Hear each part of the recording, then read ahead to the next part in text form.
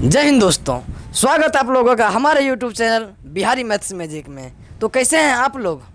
आज का हमारा टॉपिक है कि वृत्त का क्षेत्रफल पायर स्क्वायर होता है। ये तो हमने बचपन से रटा हुआ था, क्या मुझे नहीं मालूम। कि वृत्त का क्षेत्रफल पायर स्क्वायर होता है। वृत्त का क्षेत्रफल पायर स्क्वायर, जिधर से सुनो वृत्त का क्षेत्रफल पायर स्क्वायर। लेकिन ये कोई क्यों नहीं बोलता कि वृत्त का क्षेत्रफल पायर स्क्वायर ही आया कहाँ से है। हमको नहीं पता। आइए आज आप लोगों को इंटीग्रेशन की सहायता से, किससे, इंटीग्रेशन की सहायता से पायर स्क्वायर कैसे आता है इसको हम करेंगे प्रूफ। ये हाई लेवल का है, इसलिए कम क्लास के बच्चे इसको ना देखें, नहीं तो समझ में नहीं आएगा। कम क्लास के बच्चों के लिए भी आएगा वीडियो, इसके बाद आएगा। हम इसको दो तरीक़ा से पायर स्क्वायर प्रूफ करेंगे। पहला मेथड है हमारा इंटीग्रेशन की, और दूसरा तरीका है जो कि बच्चा से बच्चा लेवल का भी उसको समझ में आ जाएगा कि पायर स्क्वायर क्यों होता है। तो आइए इंटीग्रेशन की सहायता से वृत्त का क्षेत्रफल पायर स्क्वायर होता है क्यों, कैसे। तो इसके बारे में, वृत्त के बारे में आप लोगों को हमने कुछ बताया था कि वृत्त का समीकरण क्या होता है। वृत्त का समीकरण होता था, हम लोगों ने इसको प्रूफ भी किया है, x square plus y square बराबर आर स्क्वायर। ये होता है हमारा वृत्त का समीकरण। ये क्या होता है हमारा वृत्त का समीकरण।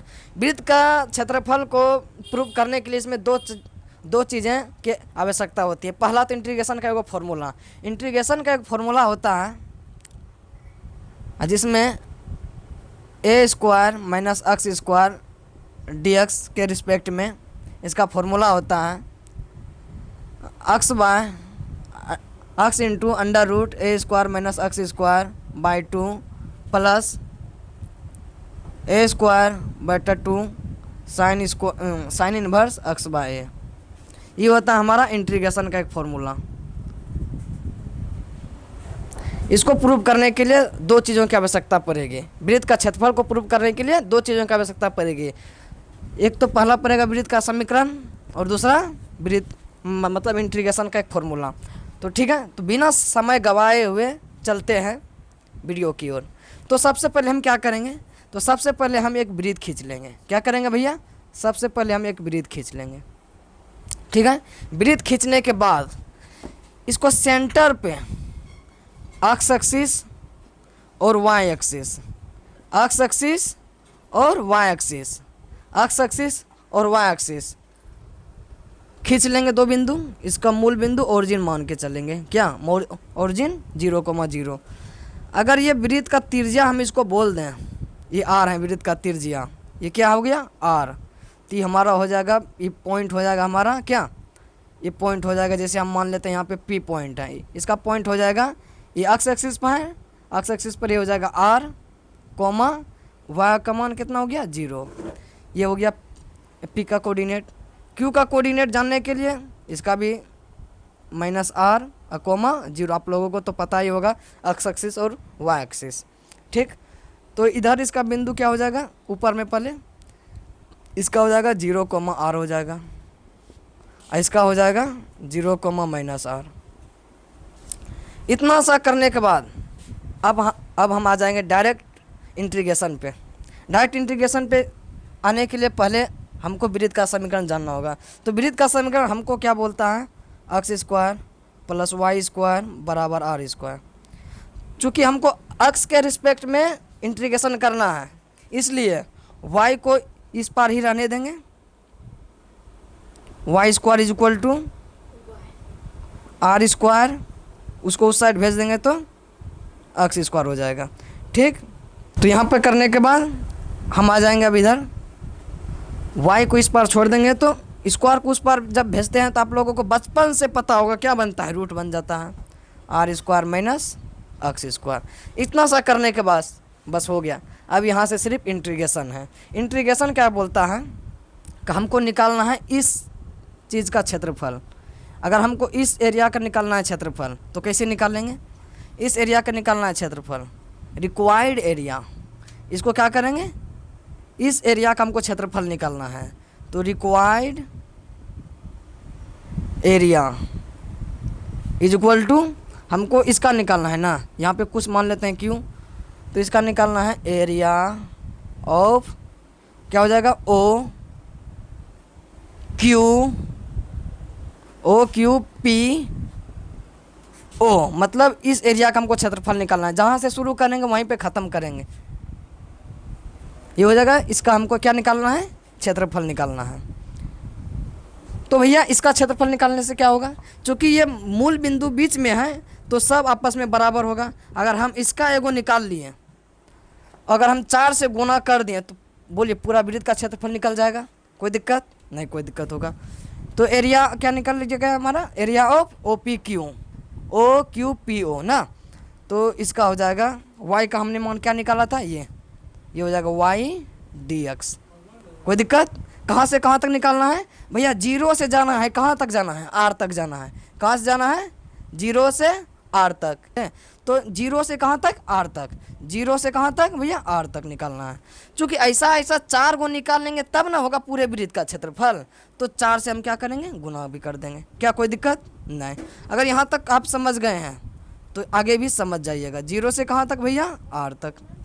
y का मान कितना है, r square minus x square into D x. यहाँ तक आप लोगों को कोई दिक्कत नहीं है, तो कोई दिक्कत नहीं। इसके बाद तुरंत आगे एक स्टेप और बढ़ जाइए।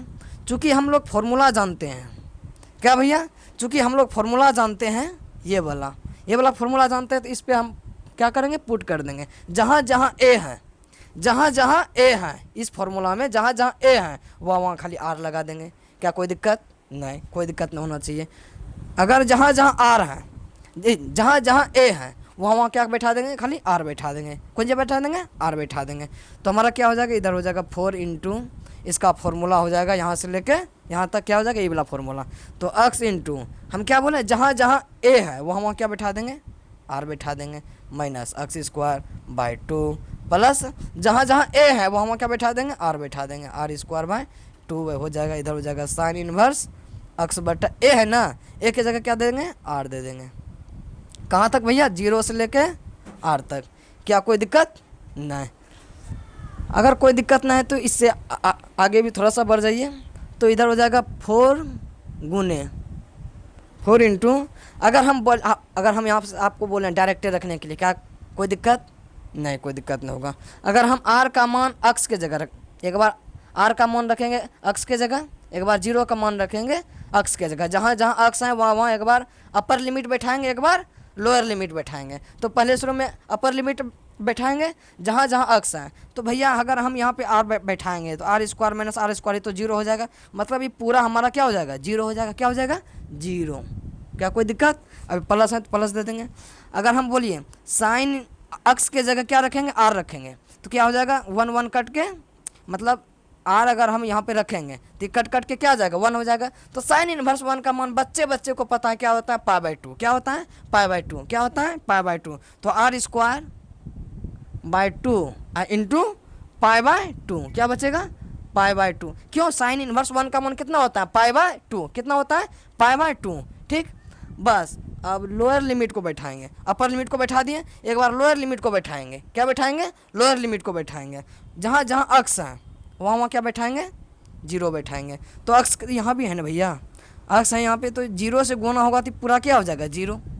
क्या कोई दिक्कत नहीं, कोई दिक्कत। अगर हम r के जगह, मतलब x के जगह अगर हम 0 रखेंगे तो r से 0 में भाग देंगे, मतलब किसी भी संख्या से 0 में भाग देंगे, क्या आ जाता है हमारा, किसी भी संख्या में 0, मतलब किसी भी संख्या से 0 में भाग देने पर उसका मान क्या आता है, 0। तो साइन इनवर्स 0 का मान कितना, 0। कितना हो जाता है, 0। साइन इनवर्स 0 का मान कितना हो जाता है, 0। तो ये अगर 0 हो गया तो पूरा भैया 0 हो गया, प्लस 0।